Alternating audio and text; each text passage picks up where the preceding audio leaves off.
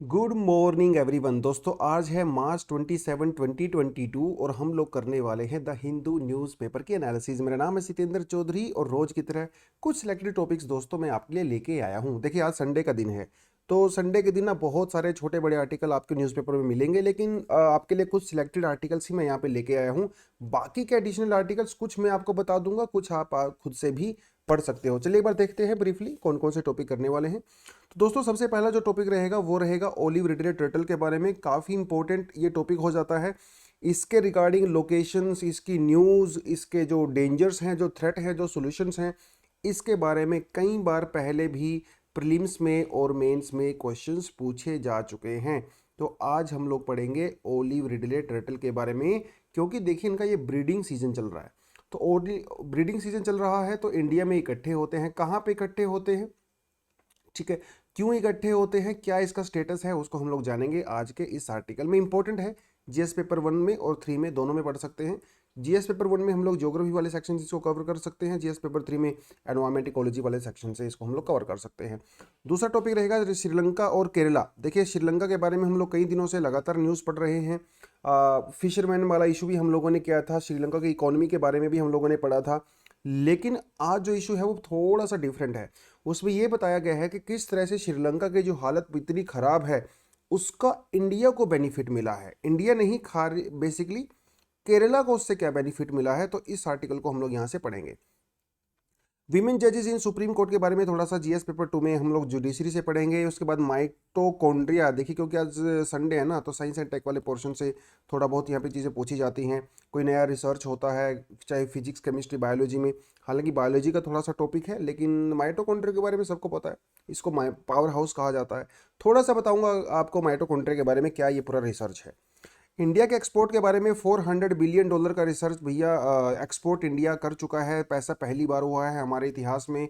तो इसके बारे में बात करेंगे, क्या ये $400 बिलियन हमारे लिए काफ़ी है, क्या ये इंडिया के लिए पॉजिटिव साइन है, इंडिया को लेके यहाँ के और कौन कौन से फर्दर चैलेंजेस हैं, और उन चैलेंजेस का हम लोग क्या सॉल्यूशन फाइंड आउट कर सकते हैं, ये हम लोग इस आर्टिकल में बात करेंगे। यहाँ से मेंस के लिए भी आपका एक क्वेश्चन बन सकता है। चलिए अगला आर्टिकल रहेगा वो रहेगा टाइम जोन ऑफ इंडिया के बारे में। जीएस पेपर 1 में ज्योग्राफी में काफ़ी इंपॉर्टेंट टॉपिक है, क्योंकि पिछले 20 सालों से लगातार इसके लिए डिमांड हो रही है। ये पूरा मामला क्या है टाइम जोन का, इसके बारे में पढ़ेंगे। जीएस पेपर 1 में ज्योग्राफी वाले सेक्शन से इसको कवर कर सकते हैं। Apart from that we have some additional articles also. लेकिन पहले एक बार देख लेते हैं दोस्तों, what is there on the front page of our the Hindu newspaper today. सबसे पहली जो न्यूज़ है वो देखिए, band and M DRDO corner shot weapon give police a critical eye. देखिए क्या है, थोड़ा सा बता देता हूँ आपको हल्का फुल्का। यूपीएससी में खार वैसे ऐसी चीज़ें पूछी नहीं जाती हैं, बट फिर भी थोड़ा सा बता देता हूँ आपको। देखिए ये जो गन आपको यहाँ पे नज़र आ रही है ना, देखिए ये गन का जो है ट्रिगर है ना, और इसको जो है शोल्डर पे लगाया जाता है, तो उसके बाद इसको हिट किया जाता है। लेकिन एक थोड़ी थोड़ी अजीब सी पोजीशन आपको नज़र आ रही होगी कि ऐसे बेंड है ये। देखिए इधर बीच में से जो है इसको थोड़ा सा बेंड कर दिया गया है राइट साइड में। तो ये अपने आप में ना बड़ी यूनिक एक गन है। ये लेफ्ट साइड में, राइट साइड में भी मूव कर सकती है, सामने तो मूव कर कर ही सकती है। अब मान को ये समझ लीजिए कोई सोल्जर है, वो इस समय सामने टारगेट कर रहा है, लेकिन जैसे अगर मान लो कोई टारगेट जो है उसके लेफ्ट साइड से आ गया, राइट साइड से आ गया, तो वो क्या करेगा, तो पूरी बॉडी को मूव करने की बजाय वो अपने गन को ही इस तरह से मूव कर सकता है, उसको रिकॉर्ड कर सकता है, उसको हिट भी कर सकता है। तो एक बहुत ही यूनिक तरीके का, जैसे वीडियो गेम्स वगैरह में होता है ना, वो गन जो है लेफ्ट साइड अपने आप ही मूव करने लगती है, उसी तरह का एक बड़ा सा आउट ऑफ बॉक्स ये कॉन्सेप्ट है। और इसको डीआरडीओ ने इसको किया है, एस्टेब्लिश किया है। कॉर्नर शॉट वेपन सिस्टम इसको कहा जाता है। ऐसा नहीं है कि दुनिया में पहले अपनी तरह का है, हाँ, लेकिन इंडिया में जो इंडिजिनस हम लोगों ने खुद बनाया है, पहली बार बनाया है। वर्ल्ड ओवर इस तरह के छोटे मोटे वेपन्स कुछ थोड़ी बहुत मॉडिफिकेशन के साथ इसको यूज़ किए जाते हैं। जब मैं इसके बारे में थोड़ा पढ़ रहा था, मुझे पता चला कि बहुत ज़्यादा इफ़ेक्टिव तो नहीं होते हैं, लेकिन हाँ जो डैमेज होता है सोल्जर्स को उससे काफ़ी हद तक आराम मिल सकता है, क्योंकि इसके ऊपर कैमरा वगैरह सेटअप होता है, तो आप ट्रैक कर सकते हो लेफ्ट और राइट साइड से अपने दुश्मनों को। वो थोड़ा सा यहाँ पे ज़्यादा बेनिफिट मिलता है। और ये पिछले 10 साल से लगभग हम लोग इसको बनाने की कोशिश कर रहे थे, फाइनली हम लोगों ने इसको बनाया। और अभी जापान के साथ हम जब लोगों ने प्रैक्टिस किया था नेवल एक्सरसाइज, उसमें भी हम लोगों ने इसको यूज़ किया है। तो थोड़ा सा अगर आपको जानना है तो आप इसके बारे में थोड़ा बहुत जान सकते हो। डीआरडीओ के बारे में थोड़ा पता करना है, आप वो पता कर सकते हो, ठीक है, अपने एग्जाम के परस्पेक्टिव से। बाकी इसमें कुछ था नहीं। और दूसरी जो न्यूज़ है दोस्तों वो है free ration scheme extended by 6 month. देखिए हम यहाँ पे कौन सी स्कीम की बात कर रहे हैं, हम यहाँ पे बात कर रहे हैं प्रधानमंत्री गरीब कल्याण अन्न योजना की बात कर रहे हैं। बहुत पॉपुलर स्कीम है। ऐसा कहा गया कि इस समय जो 4 राज्यों में, खासकर उत्तर प्रदेश में जो बीजेपी की सरकार आई है ना, वो इसीलिए आई है क्योंकि इस तरह की वेलफेयर योजनाओं की वजह से आई है। खैर पॉलिटिकल में हम लोग ज़्यादा नहीं जाएंगे न्यूज़ में, लेकिन प्रधानमंत्री गरीब कल्याण अन्न योजना, ये योजना का क्या कहती है? ये योजना दोस्तों हम लोगों ने चलाई थी अप्रैल 2020 के अंदर, क्योंकि मार्च के अंदर तो लॉकडाउन लग गया था। तो बहुत सारे माइग्रेंट जो हैं वो सिटीज़ से, अर्बन एरिया से अपने गांव में जा रहे थे। तो जब अपने गांव में गए बेचारे, उनके पास काम धंधा तो था नहीं, पैसा उनके पास था नहीं। तो एक इंसान को, गरीब आदमी को क्या चाहिए? खाने के लिए भोजन चाहिए ना। तो उसके लिए सरकार ने प्रधानमंत्री गरीब कल्याण योजना चलाई गई थी, जिसमें उन लोगों को कुछ बेनिफिट दिया जाता था। क्या दिया जाता था? 5 किलो राइस और व्हीट दिया जाता था, 1 kg ऑफ पल्सिस, मतलब दालें वगैरह दी जाती थी पर पर्सन पर मंथ, एक महीने में। तो ये स्कीम चलाई गई थी। सरकार ने टोटल इसके ऊपर 3.4 लाख करोड़ रुपए खर्चा किया। खर्चा तो बहुत ज़्यादा हो गया। तो ये तो थी सेंटर की स्कीम। यूपी के अंदर थोड़ा सा इसको मॉडिफाई किया गया था। यूपी के अंदर जो है गेहूं और चावल के अलावा कुछ जैसे जैसे बंगाल ग्राम दिया गया, चना दिया गया, ऑयल दिया गया, नमक भी दिया गया। तो ये चीज़ें यूपी में कुछ एक्स्ट्रा दी गई, जिसकी वजह से उनको इलेक्शन में तो बेनिफिट हुआ ही, और बाकी वो सारी चीज़ें हैं। तो ये जो स्कीम है वो किसके तहत? देखिए ऐसा होता है ना, मान लो कोई माइग्रेंट वर्कर है, अगर वो मान लो मुंबई से अगर आप झारखंड जा रहे हो मान लो, या उड़ीसा जा रहे हो, कहीं भी जा रहे हो, तो आपके पास अगर आपका आधार कार्ड है ना, उस आधार कार्ड के थ्रू आप इंडिया में कहीं भी जाइए भैया, हमारे यहाँ पे 5 लाख जो है वो शॉप्स हैं, राइट? उन 5 लाख शॉप में से कहीं भी जाके आप राशन खरीद सकते हो। ये कौन सी स्कीम के अंडर है? One nation one ration card, right? जबरदस्त इनिशिएटिव है, one nation one ration card. पहले ऐसा नहीं होता था। पहले ऐसा होता था कि जहाँ पे आपका राशन कार्ड होता था वहीं पे जाके आप बेनिफिट ले सकते थे, लेकिन अब ऐसा नहीं है। One nation one ration card के अंदर 5 लाख जो हमारी राशन शॉप्स हैं, उन पे जाके आप अपना अनाज ले सकते हो। तो बहुत ज़बरदस्त है। तो अभी सरकार ने इसको एक्सटेंड कर दिया है 6 महीने के लिए, क्योंकि मार्च में इसको एंड होना था, लेकिन अभी 6 महीने और बढ़ा दिया है इसको। तो अक्टूबर नवंबर तक ये जा सकता है, राइट? तो ये थोड़ा सा आपको इसमें पढ़ना रहता है। बाकी तो इसमें कुछ नहीं है, थोड़ा सा आप ये पढ़ सकते हो, इंडिया का stand on Russia and all that. और तो बाकी कुछ खास इसमें न्यूज़ था नहीं। Akhilesh is the leader of the opposition, ये कुछ हमारे लिए खास है नहीं। देख लेते हैं आज की मेन न्यूज़ पे हम लोग क्या क्या बात करने वाले हैं। लेकिन जो स्टूडेंट पहली बार हमारे प्लेटफॉर्म पे आए हैं और फाउंडेशन कोर्स लेने का सोच रहे हैं, उनको मैं बता देता हूँ कि आपके लिए व्हाट्सएप नंबर दिया हुआ है। तो इस व्हाट्सएप नंबर पे कॉल कर सकते हो, मैसेज कर सकते हो, ठीक है? लिंक जो है डिस्क्रिप्शन में दिया हुआ है, वहाँ पे जाइए। आपके बारे में बताता चलूँ कि सिर्फ और सिर्फ आपके पास 3-4 दिन बचे हैं डिस्काउंट को अवेल करने के लिए। अगर आपको डिस्काउंट चाहिए तो ये कोड यूज़ कर सकते हो, फाउंडेशन कोर्स 1, और 14-15 हज़ार रुपये का आपको डिस्काउंट भी यहाँ पे मिल जाएगा। कोर्स एकदम बहुत ज़बरदस्त है, शानदार है। कोर्स में किसी तरह की कमी यहाँ पे नहीं रहेगी, क्योंकि इसके लिए मैं आपको पर्सनल गारंटी दे सकता हूँ, क्योंकि मैं खुद इस कोर्स को डिज़ाइन करने में और इस कोर्स को लॉन्च करने में, आपको कंटेंट प्रोवाइड कराने में, आपको लेक्चर्स प्रोवाइड कराने में मैं पूरी तरह से पर्सनली इन्वॉल्व हूँ। तो मैं आपको बोल सकता हूँ कि यस, कोर्स बहुत ज़बरदस्त होने वाला है। दोस्तों बढ़ते हैं पहली न्यूज़ के ऊपर। वो कहती है fewer olive Ridley reaches Godavari site. देखिए ओलिव रिडले टर्टल के बारे में थोड़ा आपको मैं बताता चलूँ कि दुनिया का सबसे स्मॉलेस्ट टर्टल है ये। दुनिया का सबसे स्मॉलेस्ट टर्टल है। हालांकि ये कोई क्रिटिकली एंडेंजर्ड वगैरह बिल्कुल भी नहीं है, ऐसा नहीं है कि इसके ऊपर कोई खतरा है, लेकिन इंडिया में इसको स्पेशल प्रोटेक्शन दिया गया है। शेड्यूल 1 के अंदर है, वाइल्ड लाइफ प्रोटेक्शन एक्ट 1972 के अंदर, और IUCN की जो है रेड लिस्ट में जो है वल्नरेबल में है, मतलब बहुत ज़्यादा डेंजर इसके ऊपर नहीं है। हाँ, साइट्स में ये अपेंडिक्स 1 में दिया गया है। साइट्स का मतलब ये होता है कि जो ट्रेड होती है, इलीगल ट्रेड, वो आप यहाँ पे नहीं कर सकते हो, क्योंकि साइट्स के अंदर इसको बैन कर दिया गया है। कुछ कुछ चीज़ें ये तो इसके बारे में इंफॉर्मेशन थी। स्मॉलेस्ट है, और इंडिया में एक ऐसी साइट है जो कि दुनिया की सबसे बड़ी ओलिव रिडले की साइट है। यहाँ पे लाखों की संख्या में ओलिव रिडले टर्टल हर साल ब्रीडिंग करने के लिए आते हैं, और वो साइट है गड़ी माता वाइल्ड लाइफ सेंचुरी, ओडिशा के अंदर है, जैसा कि आप यहाँ पे देख सकते हो। तो ये है महानदी रिवर। तो ये महानदी रिवर के जो है लेफ्ट साइड में है, ठीक है, गड़ी माथा वाइल्ड लाइफ सेंचुरी। ये नेस्टिंग बीच है, बहुत सारे लाखों की संख्या में यहाँ पे आते हैं। उसके अलावा जो है ये पोस्को पोर्ट साइट है, यहाँ पे भी आते हैं थोड़े बहुत, और उसके अलावा थोड़े बहुत यहाँ पे भी आते हैं, ठीक है। जो ये रुक्षी कुलिया रिवर है, इसके जो डेल्टा यहाँ पे बनाती है, वहाँ पे भी कुछ आते हैं। लेकिन हम यहाँ पे उड़ीसा के बारे में बात नहीं कर रहे हैं। हम यहाँ पे बात कर रहे हैं कहाँ पे?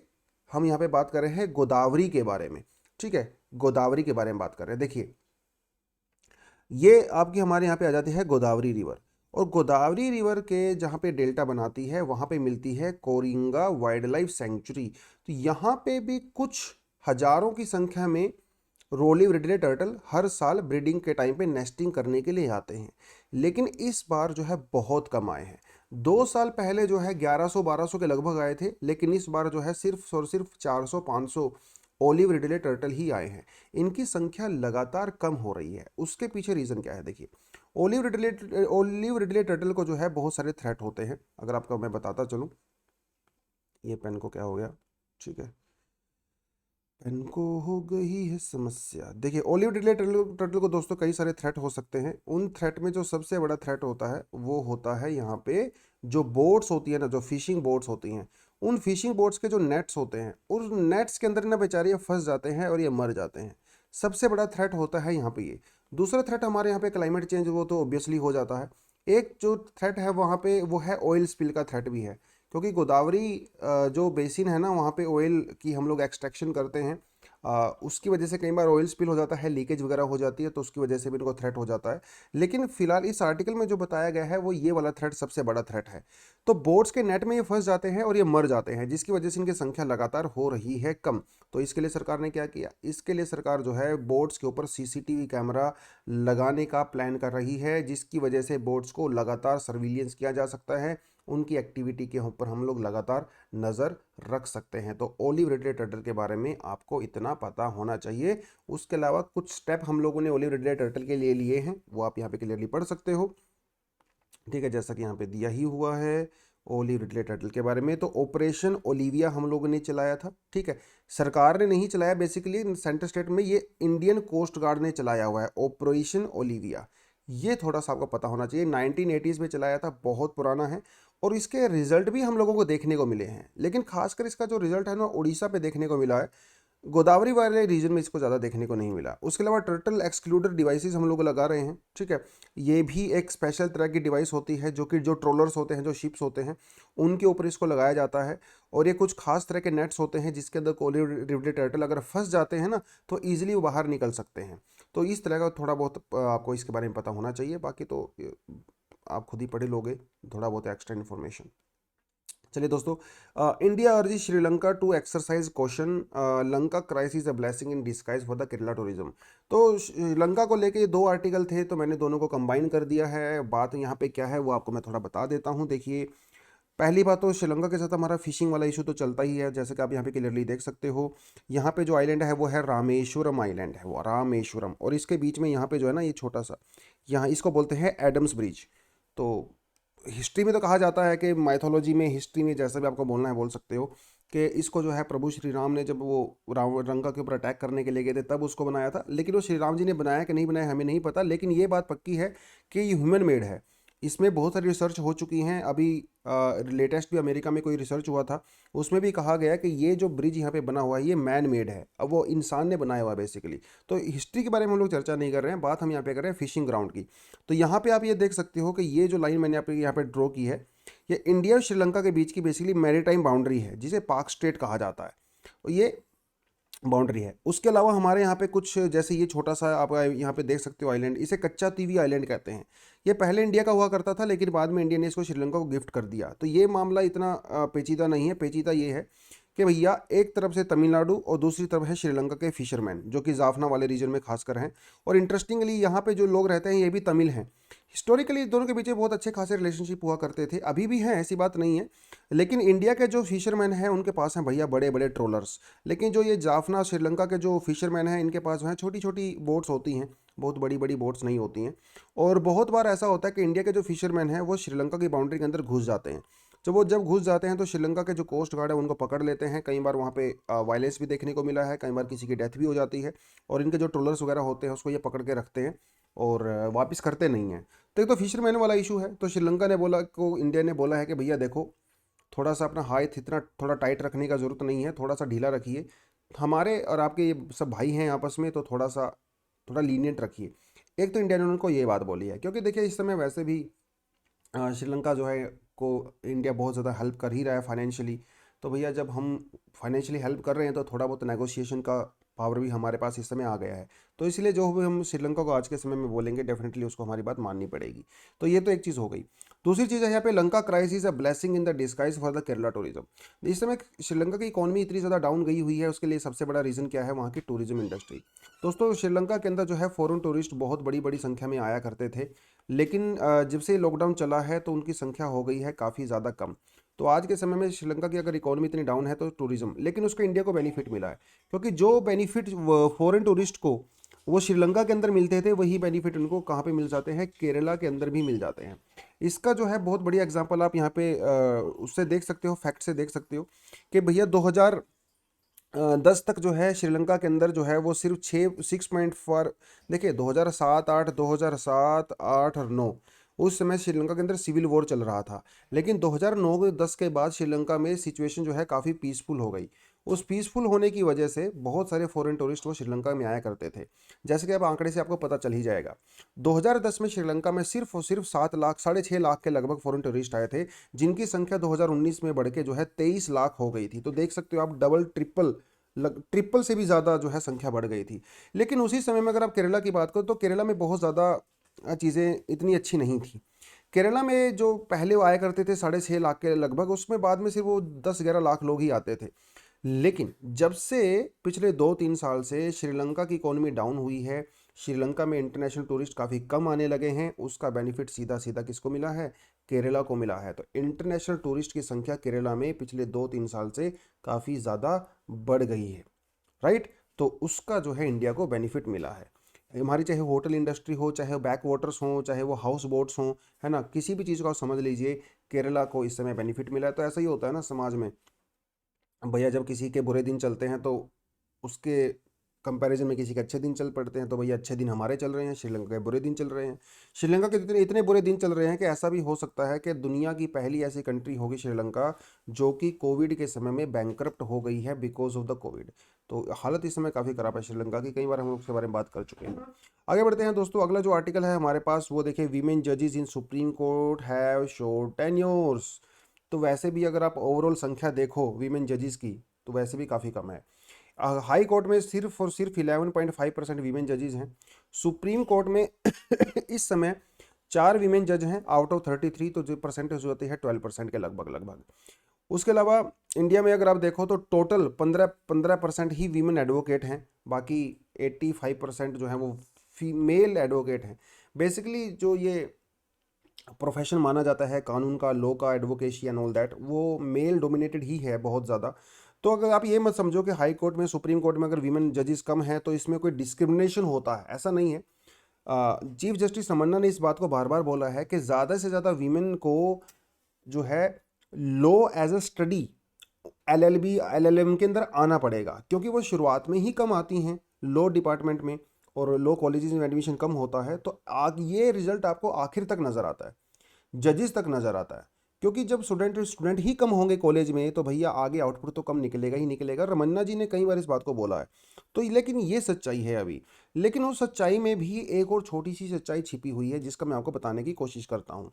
अब ये देख लीजिए कि जो एवरेज जो टेन्योर होता है सुप्रीम कोर्ट के जजेस का, वो होता है लगभग 5 साल। एवरेज टेन्योर की मैं बात कर रहा हूँ, लगभग 5 साल होता है। अब इसका मतलब तो ये है कि जो यहाँ पे वीमेन जजेस होंगी, जो मेल जजेस होंगे, वो लगभग 5 साल के लिए जजेस रहेंगे, लेकिन ऐसा नहीं है। कुछ आंकड़े यहाँ पे बताए गए हैं। जैसे अब तक टोटल सुप्रीम कोर्ट में 11 जजेस हुए हैं। उन 11 जजेस की अगर आप एवरेज ईयर देखो तो 5 साल से कम होता है। कुछ एग्जाम्पल इन्होंने दिए हुए हैं।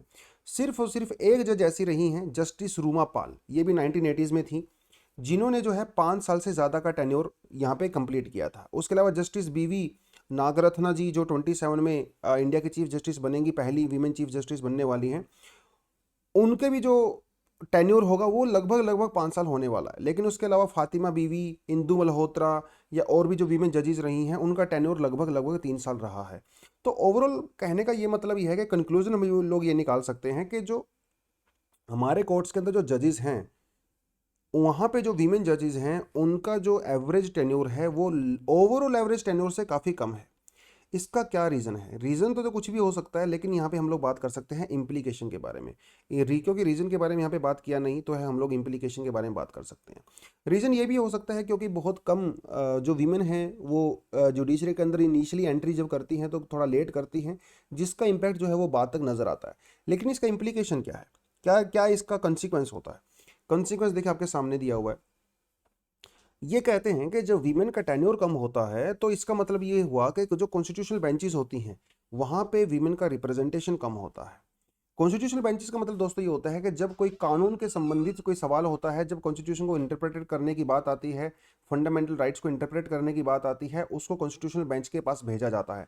नॉर्मल केस तो कोई भी लड़ सकता है। तो जब ओवरऑल टेन्योर कम होगा तो डेफिनेटली कॉन्स्टिट्यूशनल बेंचेस में उनकी संख्या कम हो जाएगी, उनके पार्टिसिपेशन कम हो जाएगा, जिससे ओवरऑल जस्टिस की क्वालिटी थोड़ी सी कम हो जाती है ना, quality of justice. Not being a part of the less time as a member of the powerful supreme court collegium, तो कोलेजियम सिस्टम में भी डेफिनेटली जब ओवरऑल ही कम होंगी, टेन्योर कम होगा, तो कोलेजियम सिस्टम के अंदर भी कम पार्टिसिपेट करेंगी। तो ऐसा रमन्ना जी ने कहा है कि जो हम लोगों को और ज़्यादा वीमेन को इंडक्ट करने की ज़रूरत है सुप्रीम कोर्ट में, ताकि जो वीमेन एक्सपीरियंस है और वीमेन जो पर्सपेक्टिव होता है वो और ज़्यादा जो है हमारी जुडिशरी को एनहेंस यहाँ पे कर सकता है। तो ये थोड़ा चीज़ है। लेकिन थोड़े समय पहले एक मैं यूएस की एक जज थी, बहुत पॉपुलर जज रही हैं, उनका इंटरव्यू सुन रहा था तो उन्होंने कहा कि देखिए यहाँ पे मेल और फीमेल की बात नहीं है, जज एक जज होता है, ठीक है। तो अगर आप एक जज को भी एज अ फीमेल अलग से देखोगे, एज अ मेल उसको अलग से देखोगे, तो ये ठीक नहीं है। हर जगह मेल और फीमेल के बीच में डिस्टिंक्शन करना ज़रूरी नहीं है। आई एम अ जज फर्स्ट देन अ वीमन, उन्होंने ऐसा कहा था। तो आप मुझे सिर्फ ये मत देखिए कि महिला जज हैं, आप ये देखिए कि जज हैं जो कि एक महिला हैं। दोनों चीज़ों में थोड़ा फर्क रहता है, राइट। तो उन्होंने ऐसा कहा था, बाकी सबका अपना पर्सनल पॉइंट ऑफ व्यू यहाँ पे हो सकता है। उसके अलावा ये आर्टिकल आप खुद से पढ़ सकते हो, any magic pill for the problems faced by the medical graduates from abroad. India में बहुत सारे स्टूडेंट ऐसे हैं जो कि अब्रोड जाते हैं ग्रेजुएशन एमबीबीएस करने के लिए, रशिया जाते हैं, यूक्रेन जाते हैं, कजाकिस्तान, चाइना, बहुत सारे लोग जाते हैं। लेकिन जब वो वहाँ से आते हैं तो उनको एक यहाँ पे कंपलसरी एग्जाम देना पड़ता है। ऐसा नहीं है कि वहाँ से एमबीबीएस करके आएंगे तो यहाँ पे उनको तुरंत आके डॉक्टर बना दिया जाएगा, नो, ऐसा नहीं है। उनको एक स्पेशल यहाँ पे एग्ज़ाम देना पड़ता है, ठीक है, जिसे हम फॉरेन मेडिकल ग्रेजुएट एग्जामिनेशन उसको कहा जाता है। और कुछ ही स्टूडेंट इसको बेसिकली, अनफॉर्चुनेटली कुछ स्टूडेंट ही इसको पास कर पाते हैं, क्योंकि ऐसा माना जाता है कि जो फॉरेन कंट्री में जो एमबीबीएस का जो कोर्स होता है, जो डिज़ाइन होता है, जो उनकी बुक्स होती हैं, बहुत ही आसान, इतनी आसान नहीं, मतलब इंडिया के कंपैरिजन में काफ़ी आसान होती है। और इंडिया में मेडिकल की पढ़ाई काफ़ी मुश्किल होती है, महंगी तो है ही, मुश्किल भी होती है, जिसका रिजल्ट आप यहाँ पे क्लियरली देख सकते हो। तो 2011 में 13,227 टोटल लोगों ने आउट ऑफ इंडिया जाके एमबीबीएस किया था, जिनमें से सिर्फ और सिर्फ 3,500 लोग ही उस एग्ज़ाम को पास कर पाए थे। 2021 की अगर आप बात करो तो 40,000 से भी ज़्यादा स्टूडेंट ने विदेशों में जाकर एमबीबीएस किया था, जिसमें से सिर्फ 10,000 लोग ही उस एग्ज़ाम को पास कर पाए थे। तो जैसा कि आप यहाँ पे क्लियरली देख सकते हो, तो सिर्फ 20 और 25% लोग ही उस एग्ज़ाम को क्लियर कर पाते हैं और इंडिया में डॉक्टर की प्रैक्टिस कर सकते हैं, अपना हॉस्पिटल खोल सकते हैं, प्रॉपर मेडिकेशन कर सकते हैं, वो चीज़ें हैं। तो ये बाकी 75% का क्या होता है? ये बाकी 75% है, ये फिर से विदेशों में चले जाते हैं, उन कंट्रीज़ में चले जाते हैं।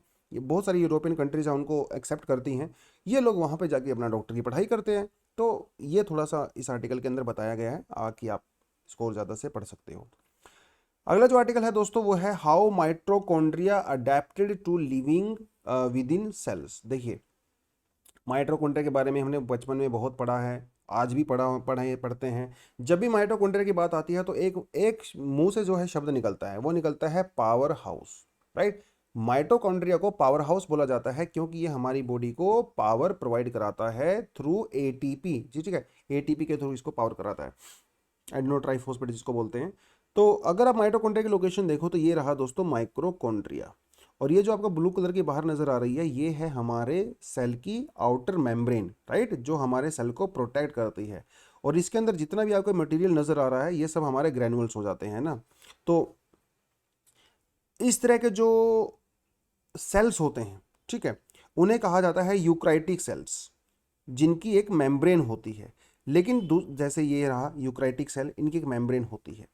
उसके अलावा एक हमारे पास दूसरे सेल होते हैं जिन्हें कहा जाता है प्रोक्राइटिक सेल। प्रोक्राइटिक सेल में दोस्तों किसी तरह की आउटर मेम्ब्रेन नहीं होती है, कैप्सूल जैसा स्ट्रक्चर होता है इनका। यूक्राइटिक सेल जैसे हमारे एनिमल सेल होते हैं, प्लांट सेल होते हैं, उन्हें यूक्रेटिक कहा जाता है क्योंकि इनके पास एक मेम्ब्रेन होती है। प्रोक्राइटिक सेल होते हैं ये सबसे ओल्ड सेल होते हैं, सबसे ओल्डेस्ट वन। तो इनिशियली जब दुनिया में लाइफ बनना शुरू हुआ था, इनिशियली, है ना, 3.8 बिलियन ईयर्स अगो, उस समय प्रोकैरियोटिक सेल ही हुआ करते थे। बाद में जब कॉम्प्लिकेशन बढ़ा, लाइफ थोड़ी कॉम्प्लेक्स हुई, तो यूकैरियोटिक सेल बन गए। ये प्रोकैरियोटिक सेल ना बहुत इंपॉर्टेंट है हमारे लिए। आज भी दुनिया में बहुत सारी जगह पे प्रोकैरियोटिक सेल पाए जाते हैं, तो उनको स्टडी किया जाता है। देखिए, ये हमें पहले से ही पता था कि जो माइटोकॉन्ड्रिया होता है ये हमारी सेल के अंदर बाहर से आया है, राइट। जब इनिशियली लाइफ बन रही थी, इनिशियली समंदर में या कहीं भी जब लाइफ बन रही थी, तो उस समय माइटोकॉन्ड्रिया हमारे सेल का पार्ट नहीं हुआ करता था। बाद में ये बना, ये हमें पहले से पता है। लेकिन कैसे बना, वो आया कहाँ से, उसके लिए केमिकल कंपोजिशन क्या हुई, पूरा मैकेनिज्म क्या है, ये हमें नहीं पता था।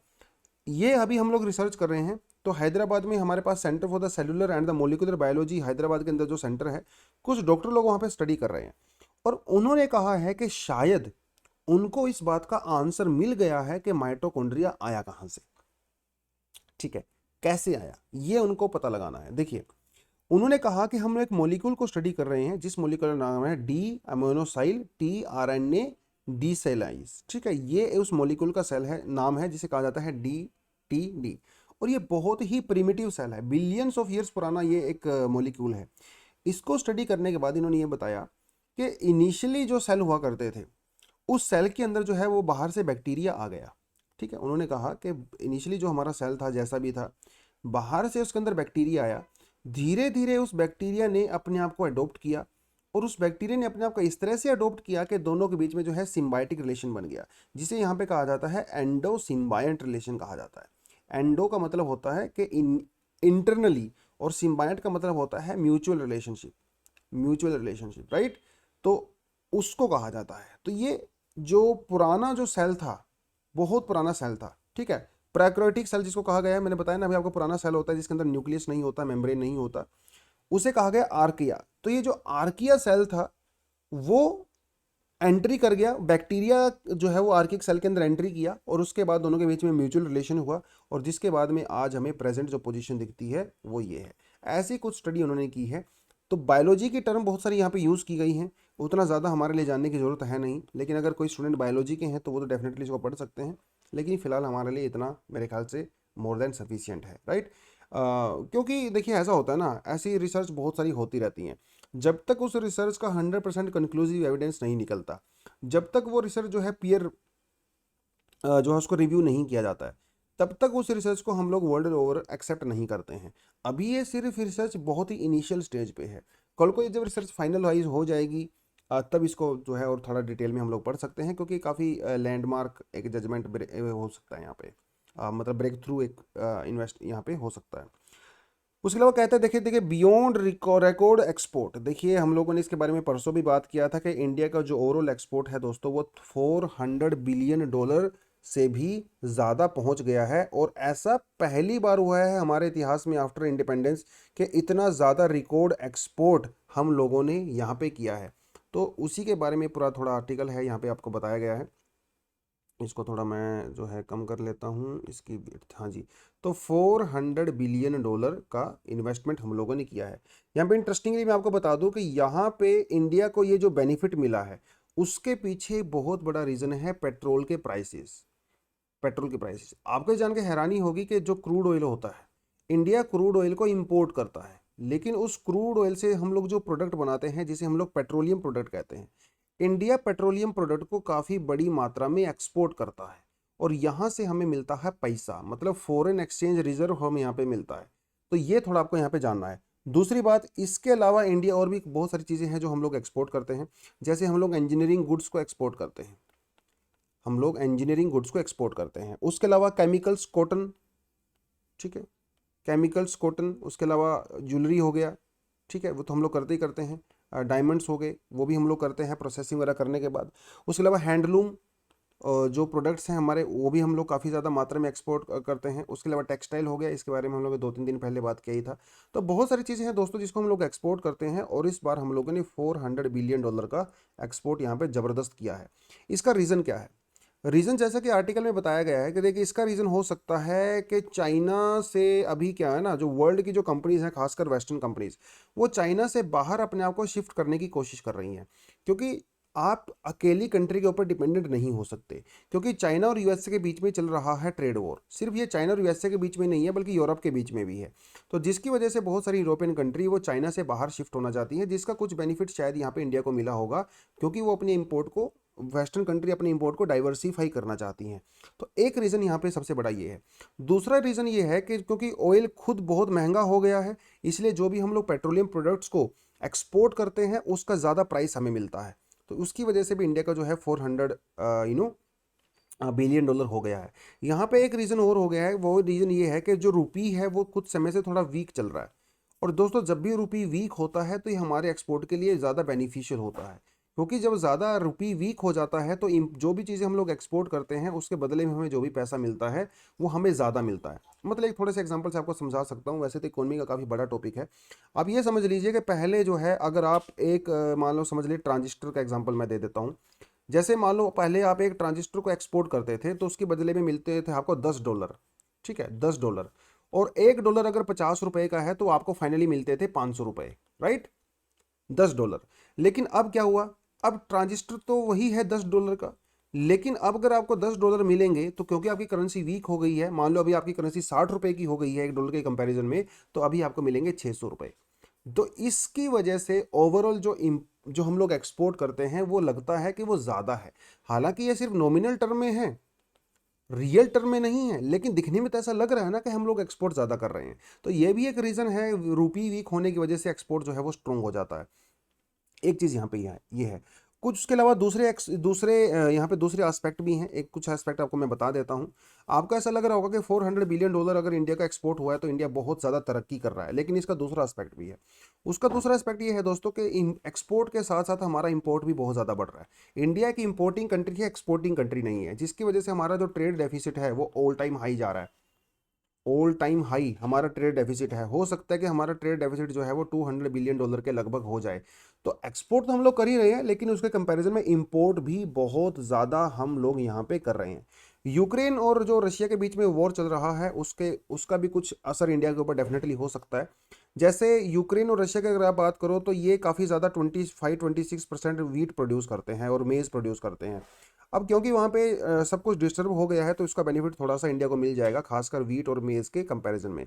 लेकिन ये भी बेनिफिट बहुत ज़्यादा दिन नहीं चलने वाला है। तो जब एक अच्छी खबर आती है तो उसके साथ साथ बुरी खबर भी आ जाती है। जैसे अगर भी समझ लीजिए कि हम लोग अपना बहुत सारा जो बेसिकली जो हमारी जो ऑयल की रिक्वायरमेंट होती है, इंडिया जो है अपना 80% के ज़्यादा ऑयल की जो रिक्वायरमेंट है वो इंपोर्ट के ऊपर डिपेंड करता है। और यूके और रशिया से जो है काफ़ी ज़्यादा सनफ्लावर हम लोग इंपोर्ट करते हैं, सनफ्लावर ऑयल वगैरह इंपोर्ट करते हैं। तो अगर हमें वीट का बेनिफिट मिलेगा तो डेफिनेटली सनफ्लावर भी हमें ज़्यादा करना पड़ेगा, और इस समय जो ऑयल का प्राइस है वर्ल्ड ओवर वो काफ़ी ज़्यादा हाई है। तो एक तरफ से हमें बेनिफिट मिल रहा है, दूसरी तरफ से हमें नुकसान हो रहा है, राइट। तो वो थोड़ा सा यहाँ पे आपको देखने को मिलेगा। उसके अलावा हमारे जो आरबीआई के जो गवर्नर हैं शांता कांत जी, उन्होंने भी कुछ चीज़ कही थी। उन्होंने कहा था कि इंडिया के जो ओवरऑल जो इकोनॉमिक कंडीशन है वो काफ़ी अच्छी है। क्यों अच्छी है? क्योंकि किसी भी कंट्री की इकोनॉमिक कंडीशन का पता आपको चलता है कि वहाँ के फॉरेक्स से, फॉरेक्स मतलब फॉरेन एक्सचेंज रिजर्व, और इस समय इंडिया का जो फॉरेन एक्सचेंज रिजर्व है वो काफ़ी अच्छा है। हम लोग 12 मंथ तक, 12 महीने तक का हम लोग इंपोर्ट का खर्चा अपना उठा सकते हैं, जो कि काफ़ी अच्छा माना जाता है। इसके कंपैरिजन में अगर आप 1991 की बात करो ना, तो इंडिया के पास सिर्फ और सिर्फ एक हफ्ते के लिए ही अपने इंपोर्ट बिल चुकाने के लिए पैसा बचा था। तो कहाँ एक हफ्ता, कहाँ भैया 12 महीने। तो काफ़ी अच्छी सिचुएशन में हैं हम लोग इस समय, राइट। तो ये थोड़ी थोड़ी चीज़ें आपको यहाँ पे देखनी पड़ेंगी। लेकिन थोड़ा नुकसान भी इंडिया को यहाँ पे होने वाला है, क्योंकि ओवरऑल जो शिपिंग लेन्स हैं, है ना, क्योंकि यूक्रेन की वजह से जो वहाँ पे बाल्टिक सी है, ब्लैक सी है, वो थोड़ा सा डिस्टर्ब हो गया है। तो इंडिया को नया रास्ता खोजना पड़ेगा, जिसकी वजह से जो ऑयल, ओवरऑल जो क्रूड ऑयल है उसका प्राइस बढ़ रहा है। तो थोड़े से चैलेंजेस तो हैं हमारे सामने, राइट, क्योंकि नए नए रूट आपको खोजने पड़ेंगे। जो शिप रूट्स हैं, जो हम इंटरनेशनल ट्रेडिंग करते हैं, क्रूड ऑयल का प्राइस काफ़ी ज़्यादा ऑलरेडी हाई है, तो इसका भी हमें सॉल्यूशन ढूंढना पड़ेगा। तो चैलेंजेस तो हैं हमारे सामने, लेकिन चैलेंजेस हैं तो दोस्तों सॉल्यूशन भी होता है। तो सॉल्यूशन जो यहाँ पे बताया गया है वो ये बताया गया है, फ्री ट्रेड अग्रीमेंट। अगर इंडिया ऑस्ट्रेलिया के साथ, यूके के साथ, कनाडा के साथ, यूरोपियन यूनियन के साथ अगर अपना फ्री ट्रेड अग्रीमेंट कर लेता है तो इसका इंडिया को बहुत ज़्यादा बेनिफिट होगा। वो ये बेनिफिट होगा कि इन कंट्री की जो मार्केट है इंडिया आसानी से एक्सेस कर सकता है। हालांकि वो भी इंडिया की मार्केट एक्सेस करेंगे वो डेफिनेटली, लेकिन हम लोग अपने जो मर्चेंडाइज है, जो हमारा एक्सपोर्ट है, वो हम लोग इन कंट्री में और ज़्यादा बढ़ा सकते हैं। ये इंडिया को बेनिफिट होगा। तो कुछ चीज़ें जो है आप इस आर्टिकल से डेफिनेटली यहाँ पे पढ़ सकते हो। एक तो ये चीज़ें हो गई। आज का जो लास्ट आर्टिकल रहेगा मेरे ख्याल से वो ये है कि टाइम जोन की हम लोग बात करते हैं।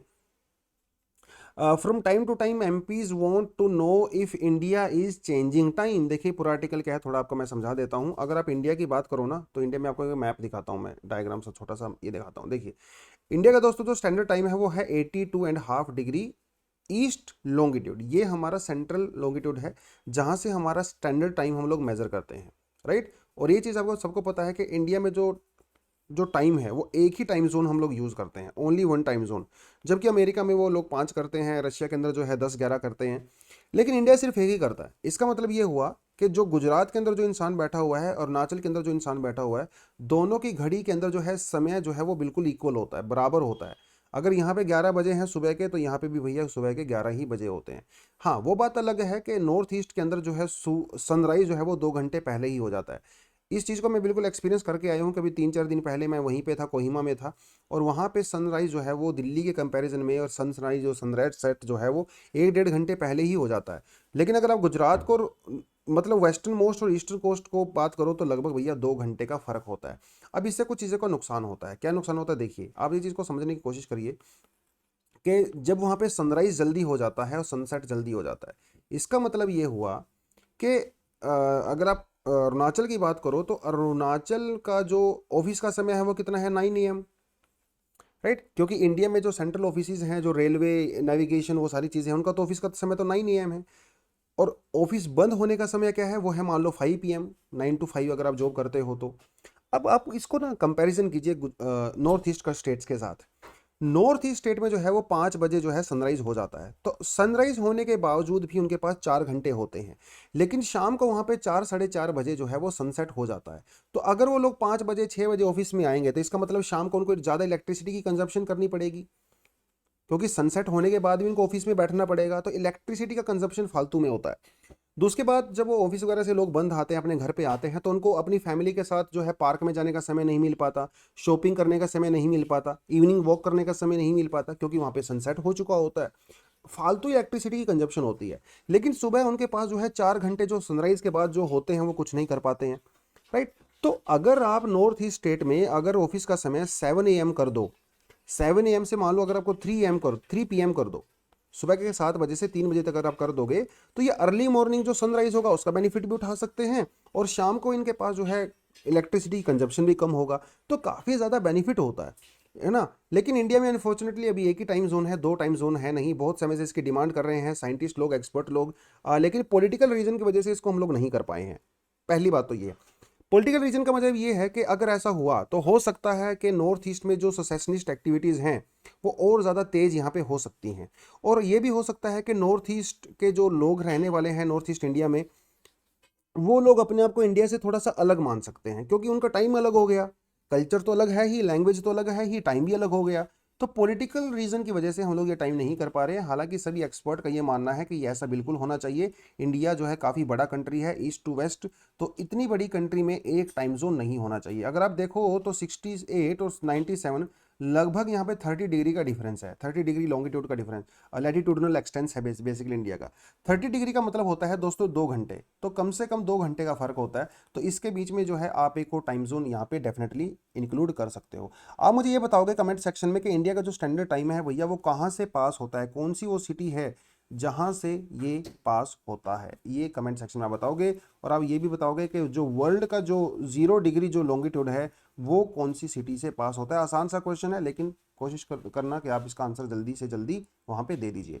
उसके अलावा हमारे पास एक आर्टिकल ये है, एडिशनल आर्टिकल जो आप पढ़ सकते हो, एक एडिशनल आर्टिकल ये भी हमारे पास यहाँ पे हो जाता है। उसके अलावा कौन से आर्टिकल हैं जो आप पढ़ सकते हो वो आपको मैं बता देता हूँ। देखिए ये कोयना प्रोजेक्ट के बारे में डेफिनेटली आप एक आर्टिकल है, थोड़ा सा दिया हुआ है, हालांकि स्टेट न्यूज़ से रिलेटेड है, लेकिन फिर भी आप इसको कोयना प्रोजेक्ट के बारे में पढ़ सकते हो। ये वाला तो हम लोगों ने थोड़ा सा देख ही लिया है, ज़्यादा डिटेल में हम लोग नहीं कही। ज्योग्राफी का टॉपिक है, फाउंडेशन कोर्स जब करेंगे तो क्लास में इस टॉपिक में हम लोग बहुत अच्छे से डिस्कस करने वाले हैं, काफ़ी ज़्यादा। लेकिन फिलहाल के लिए इतना ही है।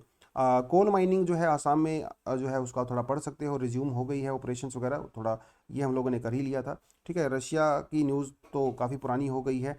वैंग यी जो है अभी 2 दिन पहले इंडिया में थे, अभी ये नेपाल की यात्रा इन्होंने की है, तो इसके बारे में थोड़ा पढ़ना है तो आप पढ़ सकते हो। Afghan girls want school open, वहाँ पर लड़कियों के लिए स्कूल बंद कर दिए गए अफगानिस्तान में, तो उसको लेके है।